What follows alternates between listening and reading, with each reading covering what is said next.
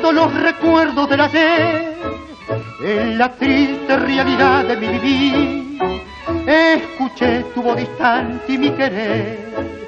Sollozó en la sombra larga de tu olvido, bajo el soplo agonizante de la tarde, caen las hojas del otoño junto a mí.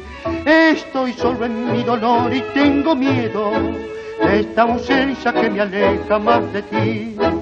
En tus locos afanes de vuelo te has quebrado las alas, mariposa, y en la pobre orfandad de tus anhelos pretendiste ocultar tu gran derrota.